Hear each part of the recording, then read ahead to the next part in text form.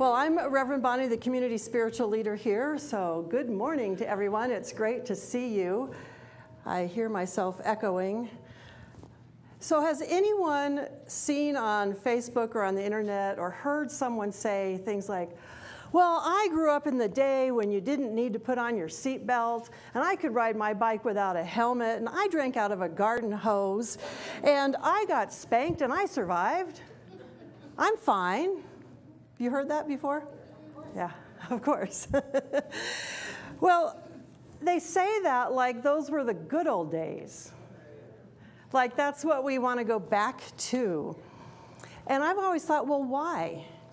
Did they forget the people who didn't survive not using their seatbelt? Did they forget that some people might have gotten sick or traumatized from some of these experiences? Well, in March, we looked at the concept of spirit expands and evolves through us.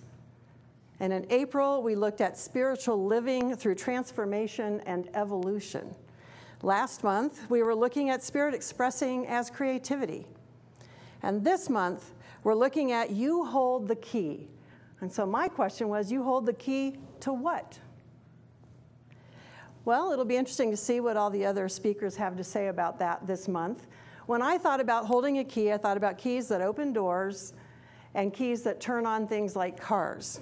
So I would say we hold the key to opening the doors to our joy-filled, God-given life and to turning on the happiness in our lives. Essentially, we hold the key to creating the life that we want.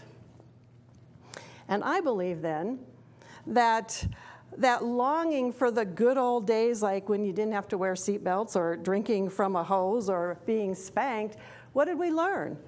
I believe that part of what we gain is learning from others. That's part of the key that we hold, is what other people have experienced and what they've done. Especially when the CDC said in 2011, seatbelts actually reduced the risk of death by 45%, reduced the risk of injury by 50%, and in 2009 saved 13,000 lives. Well, some of us might agree, okay, seatbelts, that's okay, but what about drinking out of that garden hose? That's not going to hurt anyone. So I looked it up. It actually increases the levels of lead in the water beyond what is safe 100% of the time. And if you're like me and you leave your hose out in the hot sun and there's still water in there, that nice warm, wet environment creates all kind of lovely bacteria. So, spirit evolves through us and expresses as creativity in the form of inventions that are made to make us safer, in the form of new knowledge that keeps us safer and healthier. But we hold the key to whether we're going to use that information or not. We hold the key to whether we're going to make use of those new inventions, to whether we're going to wear that seatbelt or not, to whether we're going to adapt to those changes and use those new ideas and incorporate those new awarenesses so that our life is safer, more productive, and in fact, so that we can stay alive sometimes. I think most of us have heard those statistics about seatbelts, and we've heard about the garden hose, so that's become second nature. So what exactly does this have to do with our spiritual lives? Well, I think we also hold the key to whether we benefit from the lessons that other spiritual teachers have learned and taught us. We hold the key to whether we're going to take on those new inventions that come along, those new ways of thinking. And we hold the key to whether we're going to turn that stuff on in our life or not, whether we're going to make use of it or not. Ernest Holmes, the founder of religious science, read and researched lots of different philosophies, all different kinds of religions, and pulled together what he saw as the little threads that were the same in all of them, the teachings that were the same. And he handed us some keys, some principles that we can live by, some spiritual truths that were common in all of the different teachings, and some spiritual laws. And he condensed them in a way that we could understand how they work in our lives. And he also taught us about affirmative prayer, also known as treatment, and how that works in a way that as he experimented with it, it actually got greater results sometimes than the types of prayer that some people were using in the past. But he handed us these keys, and then he said, you try it. You see if it works in your life. And so we hold the key, and it's up to us whether we take that and actually put it into action. In my mind, using the principles, those spiritual laws, and doing treatment consciously is like wearing my seatbelt. It's what uplifts me, what keeps me safe. It's what allows me to move through the world and feel more enlivened and alive. Now, Ernest Holmes and several other teachers have also taught that negativity can make us sick. In Shortcut to a Miracle, which is the class that we're halfway through now, this is the book that we're reading, Michael Rand and Elizabeth Rand Arrett listed several things that fall under that category of negativity. And I know there's probably others, but I'm going to just read you the 6 that they brought out. Complaining, blaming, self-criticism in any form, criticism including but not limited to gossip, the coulda, shoulda, woulda syndrome, and envy. So I'm going to give you a snippet of what they mean or what they wrote about each one of those. Complaining. When we complain in some subtle way, we are saying that the problem needs to be fixed by someone other than ourselves. And this, of course, implies that we can't do anything about it. Blaming. We're telling the universe that someone else is responsible for the problem. We place our power over there as opposed to keeping it right here within us. Self-criticism. Every time we put ourselves down, we're limiting the positive flow of good into our world. I'm going to say that again. Think about that. Every time we put ourselves down, we're limiting the positive flow of good into our world. When we criticize ourselves, we are telling the universe that we really don't deserve good things in our lives. That's one that I think a lot of us can work on. Criticism, not limited to gossip, but including gossip. Whenever we are bad-mouthing another or judging someone else negatively, we are establishing an overall field of discord or disharmony in our own consciousness. When we look around and see things only that we don't like, the creative force of the universe responds and provides more things for us not to like. In other words, it's kind of saying, okay, you don't like it, but that's what you want, that's what you're looking at, I'll give you more of that. Again, what we focus on grows. The coulda, shoulda, woulda syndrome is really related to regret or guilt. And these are subtle attempts to change the past, something we can't do, but we can change how we look at the past. And envy. When we envy someone for what they have, we are subtly telling ourselves that not only don't we have that, but that more importantly, we probably never will have that. Again, the universe goes, okay, and that's your reality. When we envy someone for what they are, we are actually putting ourselves down big time. And that's their words. And we just talked about the importance of not criticizing ourselves or putting ourselves down. So essentially indulging in negativity, and you can add in other ones that you might think of, is kind of like drinking from that garden hose. There's a momentary sense of being refreshed. Sometimes it kind of feels good, but eventually it makes us sick on some level. Psychologically, emotionally, spiritually, it makes us sick. And we hold the key to whether we're going to heed that information, whether we're going to apply it in our own lives, and if we're going to make use of the teachings that we've been given. So we offer all kinds of classes and workshops here, and I did the math. Because in those classes, we give you keys for you to take out with you into the world, and about 10 to 15% of the people that show up on Sunday actually take a class or go to a workshop.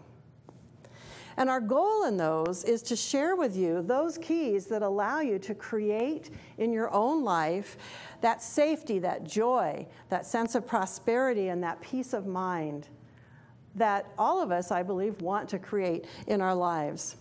And Ernest Holmes says in his words that those keys, if you make use of them, will one by one, without frenzy or impatience remove the mental blocks that stand between you and your destiny. What thought has done, thought can undo. The mental patterns laid down in your subconscious throughout the ages can be consciously removed. The great thing within you, that key that you hold, which is called will or choice, can decide your destiny. It can remove every obstacle and gradually implant new patterns in your mind. But you hold the key to whether you're going to access that or not. So, like drinking out of the garden hose, I think sometimes we do things in our life that initially seem refreshing or seem like the right thing to do, and then we discover that somehow they're just making things worse, or they're getting us sick, so to speak. In the class a couple weeks ago, I took the class through a meditation and a worksheet called the Fear to Faith worksheet, and I've used it in several classes, so I think many of you are familiar with that. In Shortcut to Miracle, fear is defined as having faith in negativity. So in the Fear to Faith workshop, we're taking the faith in negativity and shifting it to faith in positive things, positive thinking, that which uplifts us. And one of the things we learned from doing that worksheet is that often our knee-jerk reaction to anticipating what we don't want in our life or believing that we're experiencing what we don't want in our life, that response that we have, that way that we resist it, actually creates more of exactly what we don't want in our life. So I brought the board, and nobody's names are attached, so don't worry, class people.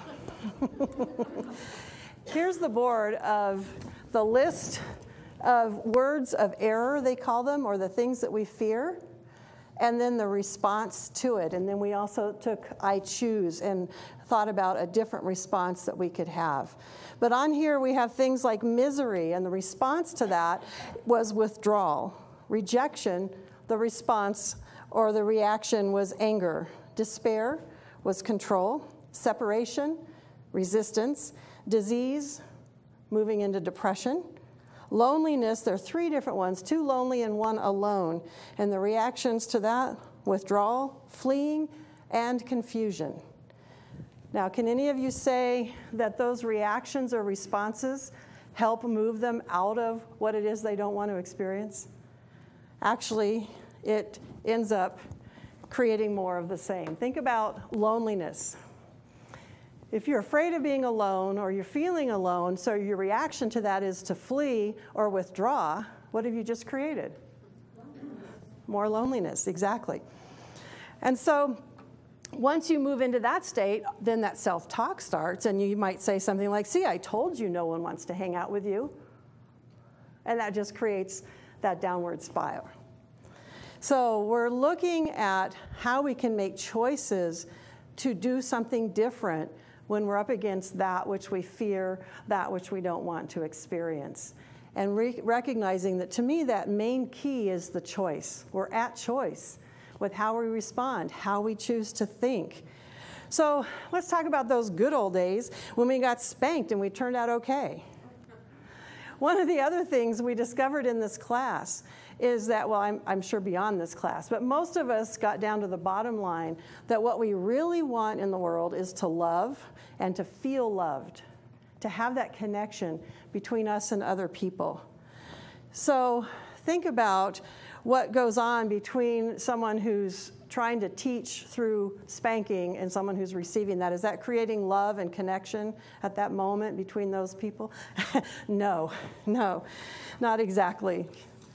And so I realize that maybe some of us learned a thing or two, but what I know is that spanking doesn't create a feeling of connection and love, which is what we all really want. And the people who now, more recently, have studied how we teach children, how we even teach animals, how we train the behaviors we want, can be done without that kind of punishment. It can be done in a way that creates that bonding, that creates that connection and that sense of love. It can be done through positive reinforcement of the behaviors that we want, And it creates a cooperation and a willingness to do the behavior as opposed to the behavior being done out of fear of what might happen to them. And if any of you doubt that you can raise a child without spanking them, ask me about my son and I'll share with you. And Kathleen says, ask me about my daughter. Yeah, it's very, very possible. The key is awareness. Again, the key is that we are at choice. We choose to use the tools that we're given, the teachings that we have through the science of mind treatments that we're taught, affirmative prayer, affirmative thinking.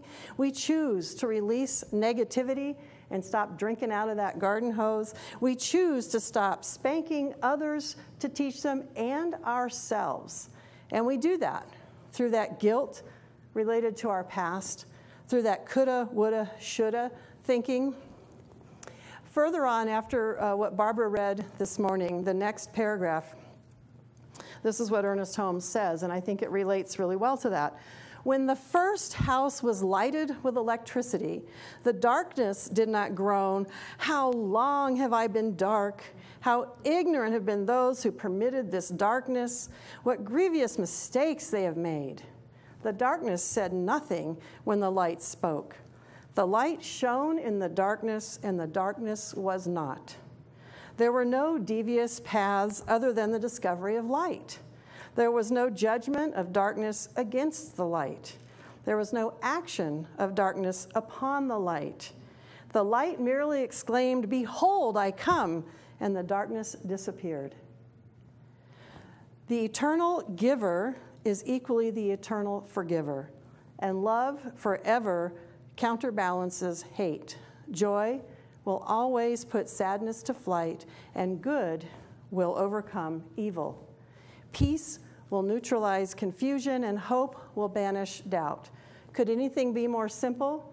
Do not delay your good by thinking that you have so much evil to overcome. In other words, don't keep spanking yourself. It doesn't help. It doesn't get us the results that we want. So I could say, I remember when we could think and say anything we wanted to, anything that popped into my mind or out of my mouth. I remember when I could spew my anger and frustration and it felt so good. I remember when I could wallow in my misery and get my friends to wallow with me. Just like pigs in the mud, we had such a good time. I remember all the drama and jealousies and juicy gossip and all the broken promises and betrayals. And I do remember what negative thinking was like. I remember how all that stuff worked.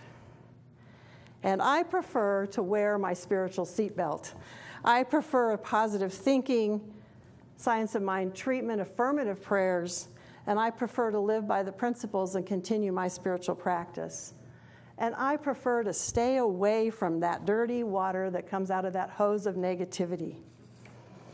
So, I know there are many of you in here that can already say, I don't do that negative thinking anymore. Thank goodness I let that go. And I do my affirmative prayers. I think positively. I have affirmations all over my house. But then you might add, but I'm still not experiencing the joy in the depth that I would want to, or the amount of joy that I know that I can experience. So how then do I put that key in my spiritual engine and get myself revved up? How do I experience joy, which is my true nature, and express it more often and more deeply? Well, you hold the key. You hold the key to that as well. Last week or the week before, I learned at Larry's workshop that sometimes when we're doing all of these things that we think are right, we're getting our thinking in alignment, that sometimes within us there might be two values that we hold or two things that we desire that are apparently pulling us in opposite directions. Or they might be conflicting with each other in some way. And at the worst, they could be warring with each other inside of our subconscious, our conscious, as we're trying to move between these two things that we value. And so for whatever reason, they have this expression in our life. And some of the examples that Larry gave were control versus freedom, work versus play, sleep versus taking care of business. And what I found is going on in me was commitment versus freedom. I value both those things. I realized that I want freedom. I want to experience freedom in life, and I believe that's our God-given right, is to be free. And yet I also enjoy having someone make a commitment, making a commitment to something myself, and the results of seeing things happen when a commitment is made. And yet inside me was this thing kind of going, wait, if I make a commitment, I'm not free anymore. Well, if I'm totally free, I can't, make a commitment. So one of the things he taught us was how to bring those two things together and have them work together in our life. So lucky for you, Larry's teaching another workshop next weekend. I'm putting in a shameless plug, as they say, because there are amazing tools that he has to teach us how to work with these things once we realize them in our life. And it made perfect sense to me, because on one hand, we're telling the universe, I want this. On the other hand, we're telling the universe, oh, but I want that. And the universe is going, okay, oh, okay, oh, okay. And it's like it doesn't really know what to create in your life. So I didn't intend to add this in. This is an add-in to my talk, because yesterday, after I put my talk together, I got on Facebook, and there was a post that had 6 keys. Well, I've been talking about keys, and so the keys got my attention. Barbara posted it. She recognizes this. And it says, pick one of these keys, and it'll tell you something about your personality. Okay, those are kind of fun little games to play. So I picked the key that I was most attracted to. So I have to share with you what it said about me, because I thought, there's the universe affirming exactly what I needed to hear. First of all, it says, you've chosen this reliable key that could open any door in a magical castle. It means you are a charismatic, strong, and inventive type of person. You easily get anything you want. I liked that. And your strengths are independence and an unwillingness to feel bound by promises. There it was. There it was. Independence is the freedom. The unwillingness to feel bound by promises is the commitment side. So I thought, isn't that interesting? By picking a key on Facebook, I get told exactly what I had come to realize in Larry's workshop. And I take that as an affirmation that this is an area that I get to continue working on, bringing those two things together, how it is that commitment and freedom can work together in my life. So I'm just sharing that with you because I think it's important to realize that we have all kinds of ways of learning and learning from other people's knowledge so that we can create more of what it is we want in our life. I pictured it a lot like Alice in Wonderland when she started to fall down that rabbit hole. And she noticed a key on the table, and she saw a little door where the rabbit went, and she wanted to follow him through the door. Well, she ate, I think it was a mushroom to begin with, so she shrunk small enough to get through the door, but she realized she left the key up on the table and couldn't reach it anymore. So then there's a cake under the table. She eats that, and she gets big enough that she can reach the key and get it in her hand, but she can't get through the door. She needed that right balance of being too small and too big, and she needed to hold on to that key so she could get through the door. So I thought about negative self-talk. When we have that negative self-talk, we become so small that even though we see that key and we know it's there, we can't grab onto it anymore. And then there's the opposite of being so grandiose that we're so big, and even though we've got that key, we can't fit through that door. We need that balance. So I thought if we bring them closer and closer together, we have being humble and yet having self-value. And those things can work together and do amazing things and help us to get through the door. But now I found something else that Ernest Holmes had to say. This is out of the Science of Mind text. Let us waste no further time looking for the secret of success or the key to happiness. Already the door is open, and whosoever will may enter. So there we have it again. We believe that we need these keys in our life, and we believe the door is already wide open and we can just walk out. So how do we bring them together, and what does that look like in our life? Well, I suggest that you take advantage of all the different ways that we're handing you keys here, whether it's classes or workshops, coming here and listening to all the different speakers. Because I do believe that the more keys you have on your key ring, the more likely you're going to be to turn on that engine and be able to rev yourself up when you need to. And the more likely you'll be to remember that that key of choice is yours. And you can make use of whatever it is you need to make your life healthier, happier, safer, more productive. So hold on to those keys, but then remember that the door is already open, and just walk right on through it into your light. And so it is.